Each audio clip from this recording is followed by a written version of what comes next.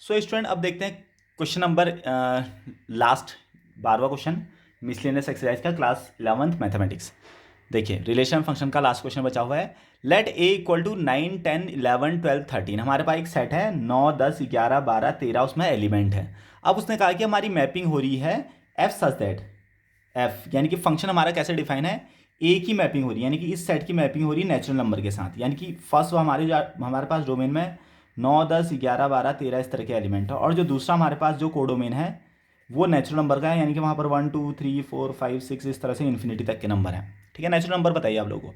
फिर वो कह रहा है कि be define by F N हमको क्या दे रहा है, the highest prime factor of N, the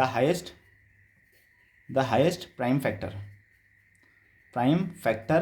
of N. ठीक है, कुल मिला के वो क्या करना चाह रहा कि इसकी जो यहाँ मैपिंग हो रही है एफ ऑफ एन कह रहा है इस मैपिंग को, है ना। इसके जो यहाँ पर मैपिंग होगी वो क्या कर रहा है, highest prime factor of N, इनके जो हाइस्ट प्राइम फैक्टर हैं उनके साथ मैपिंग हो रही कह रहा। समझ में नहीं आया होगा क्या मैं कहना चाह रहा हूँ, चलिए देखते हैं। हमारे पास जो 9 है इसके प्राइम फैक्टर देखते हैं पहले।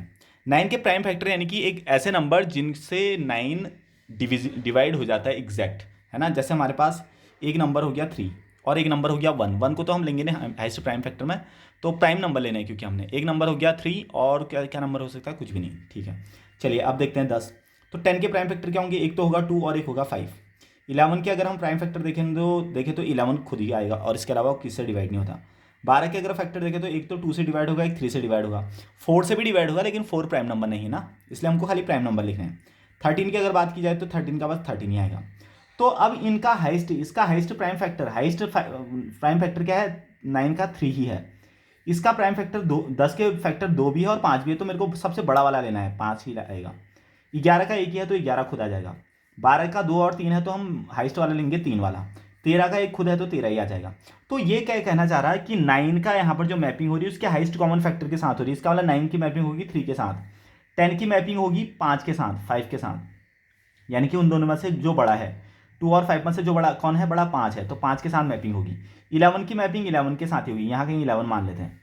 12 की मैपिंग होगी 3 के साथ, कह रहा है 12 की मैपिंग 3 के साथ, और 13 की मैपिंग 13 के साथ ही, 13 यहाँ मान लेते हैं, 13 की मैपिंग 13। तो अब इसमें हमसे पूछ रहा था रेंज, तो रेंज क्या होती है, जिस नंबर के साथ मैपिंग होती है वही रेंज होती है।